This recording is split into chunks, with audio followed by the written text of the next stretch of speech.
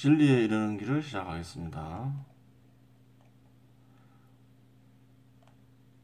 저번 시간에 진리를 얻기 위해서는 절대자와 합의를 해야 된다고 언급을 했죠. 왜 그래요? 진리를 잊게 하는 존재가 절대자니까 그렇죠. 그래요. 절대자만이 마음의 진리를 남길 수가 있어요. 영혼의 생성 과정을 좀 자세히 살펴봐야 돼요. 영혼의 생성 과정을 그릇되게 이해하면 그릇된 결론에 이를 수 있기 때문에 자세히 살펴보는 거예요. 절대자는 어느 곳에나 있지만 모든 대상이 동일하게 결합되어 있지는 않죠. 그래요. 절대자는 모든 곳에 있기 때문에 모든 것에 섭리작용을 일으키잖아요. 모든 것을 지배할 수 있는 거죠.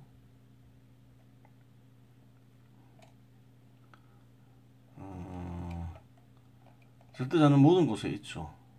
세상에도 있고 마음에도 있고 세상과 마음이 아닌 곳에도 있고 세상과 마음이 있기 전에도 있고 세상과 마음이 사라져도 있고 세상에는 이제 공간과 물체가 있죠. 물체가 고도화되면 어떻게 될까요? 욕망계의 일부가 변해서 된 게 세상이라 했죠. 세상과 욕망계는 연결돼 있죠. 물체가 고도화되면 욕망계의 변화를 일으켜요. 욕망계의 일부와 영을 다른 방식으로 결합시켜요. 원래 결합은 다 돼 있죠. 절대자는 마음이나 세상이나 다른 방식으로 결합시켜요. 그러면서 영혼이 생기는 거예요. 욕망계 일부가 영과 결합하면서 그게 혼으로 바뀌고 영은 혼과 결합하게 되는 거죠. 결합하면서 이제 혼이 생기는 거죠. 그러면서 영혼이 생기는 거예요. 욕망계의 일부가 영과 결합하면서 욕망계의 일부가 혼이 된다. 이렇게 보면 되는 거예요. 그래요. 자, 그럼 볼게요. 육체 생김, 욕망계를 형성하고 있는 변질된 영이 영과 결합하여 영혼 생성. 왜 변질된 영이라 할까요? 모든 것은 절대자에서 비롯됐죠. 다 영에서 비롯되죠. 절대자가 영으로 마음과 세상을 만드는 거죠. 그렇게 되는 거예요. 그러니까 욕망계는 욕망계를 형성하는 원래의 재료는 영이죠. 근데 그게 변질되면서 욕망계가 되는 거죠. 그렇게 되는 거예요. 변질된 영이 욕망계를 형성하고 있는 변질된 영이죠. 그 영이 모든 곳에 있는 영과 결합하여 영혼이 생성되는 거예요. 절대자는 모든 곳에 있으니까 모든 것과 결합하고 있다고 볼 수 있는 거죠. 그럼 영혼은 뭔가요?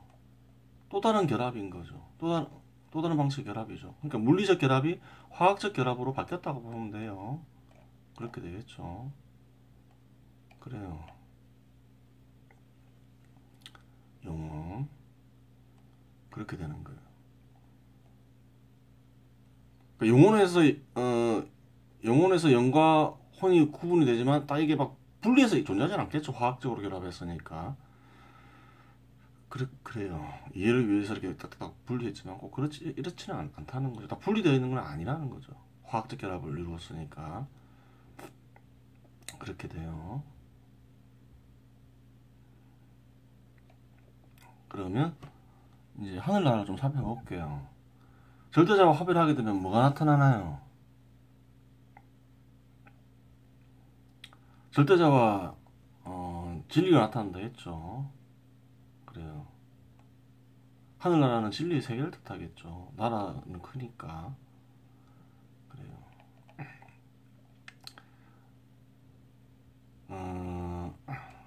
절대자와 합의를 하게 되면 진리가 나타난다 했는데 마음은 영혼이 아니라 했죠. 마음 안에 영혼이 있는 거죠. 그냥 마음은 어떻게 만들어지나요? 절대자가 생각해서 만들어지는 거죠. 영혼도 생각하죠. 그러면 마음속에는 뭐가 있나요? 절대자의 생각과 영혼의 생각이 있는 거예요. 그래요. 영혼의 절대자와 결합하면 무엇을 알 수 무엇을 인식할 수 있게 될까요? 마음에 뭐가 있다 했죠? 절대자의 생각이 있다 했죠.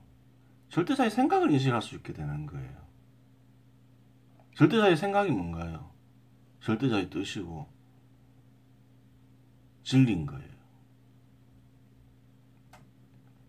그렇게 되는 거예요. 하늘나라 두 가지 뜻, 절대자와 진리의 세계죠. 진리의 세계는 진리의 세계가 이제 하늘나라죠. 하늘나라는 두 가지 뜻으로 풀이될 수 있는데 절대자 진리의 세계 이렇게 두 가지로 풀이될 수 있는데 그래요. 진리의 세계도 하늘나라로 인식돼요. 진리의 세계가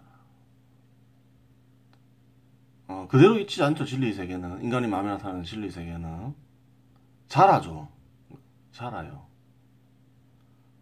그래서 진리의 세계를 가리키는 하늘나라는 고대부터 자라기 때문에 식물에 많이 비유됐어요. 식물에 널리 알려진 비유죠.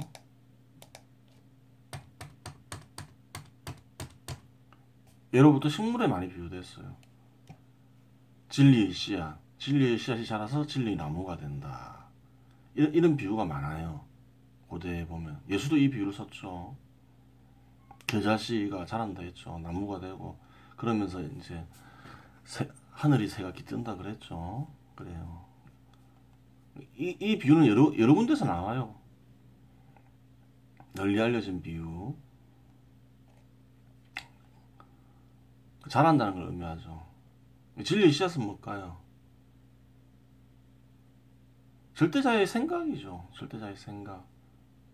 생각을 얻으면 그게 이제 마음에서 자라면서 나무가 된다. 이렇게 얘기하는 거죠.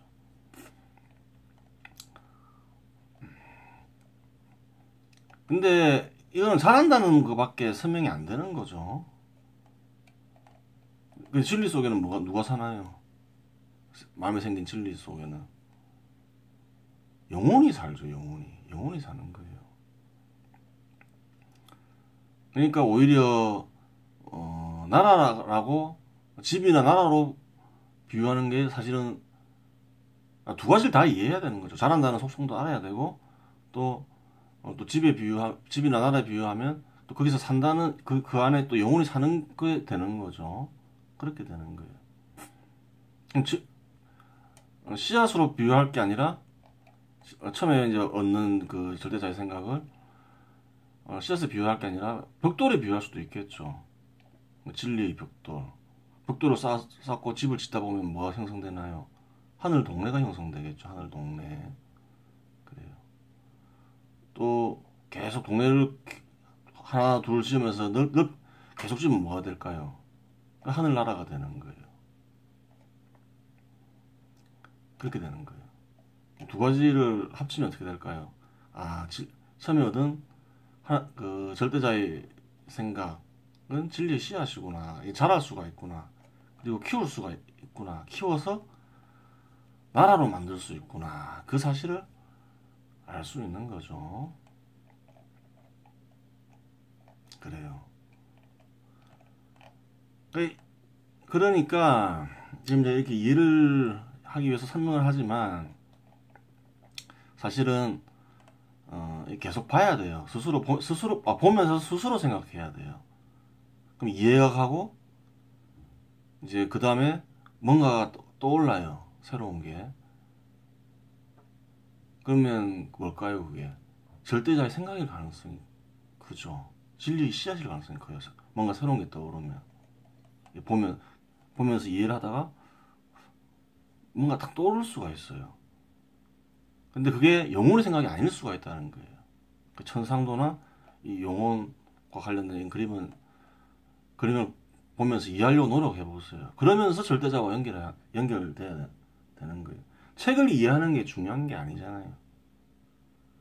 물론 그 책을 이해하는 게 중요한 게 아니라 핵심은 마음에서 절대자와 합의라는 거잖아요. 그렇잖아요. 절대자와 합의라는 게 중요하잖아요.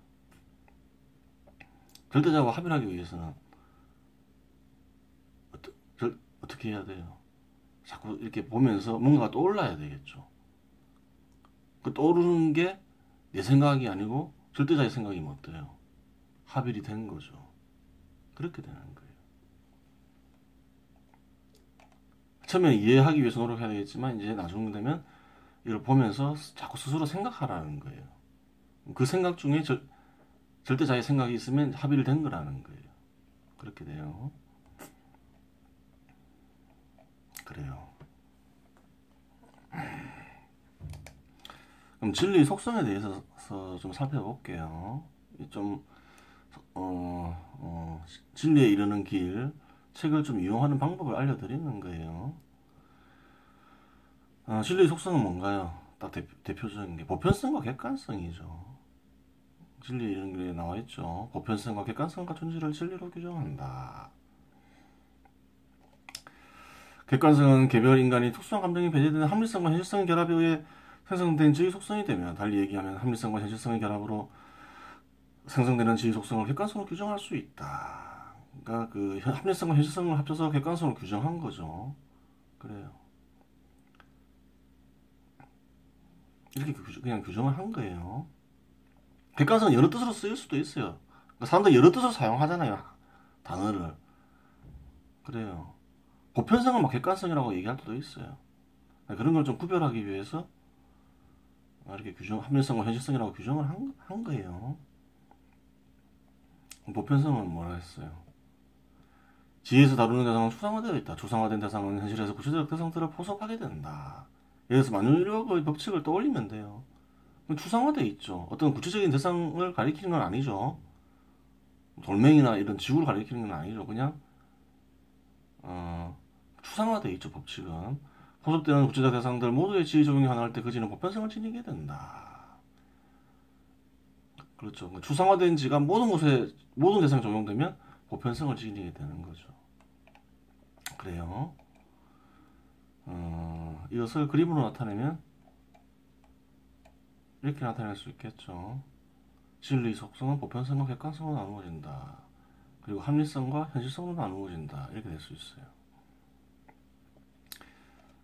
책에 나와 있는 말을 설명이 되어 있죠. 그 합리성과 현실성은. 그래요. 나 별도로 설명하지 않겠습니다. 근데 보편성을 좀 더 구체적으로 표현할 수 없을까 이렇게 생각해 볼 수 있는 거예요. 지혜에서 다루는 대상 추상화되어 있다. 그렇죠. 모든 대상에 적용되니까 어떤 속성을 지니고 있나요? 예외가 없죠. 인간이 팔힘으로 하늘에 돌을 던지면 100명이 던져도 다 떨어지죠. 1000개를 던져도 1000명이 던져도 다 떨어지죠. 모든 사람들한테 해당되는 거죠. 던져지는 모든 돌에 해당되는 거죠. 인간에 의해 던져진 모든 돌에 해당되는 거예요. 1억 명이 던져도 마찬가지라는 거예요. 예외가 없는 거예요. 거기서 뭐가 느껴지나요? 절대성이 느껴지는 거죠. 절대성. 그리고 인간이 돌멩이를 위로 던지면 어떻게 되나요? 반드시 지표로 떨어지죠. 그러니까 필연성도 느껴지는 거예요. 절대성, 필연성. 절대성, 필연성이 합쳐져 보편성이 되구나. 이걸 알 수 있는 거예요. 그렇죠.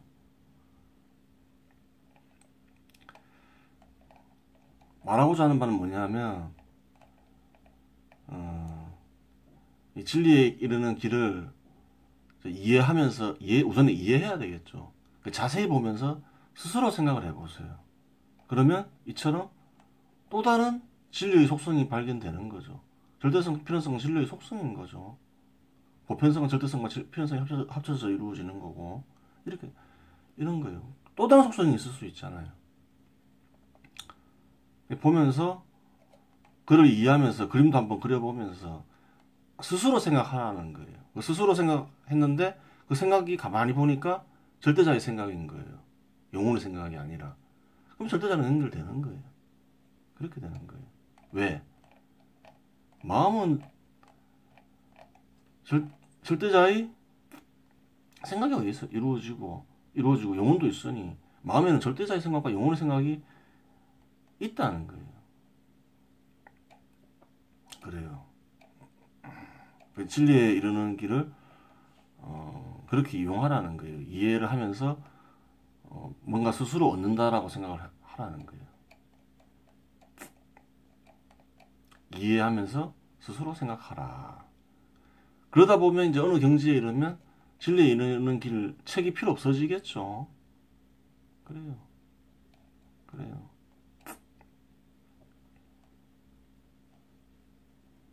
그렇게 되는 거예요. 이게 진리에 이르는 정석적인 길인 거예요.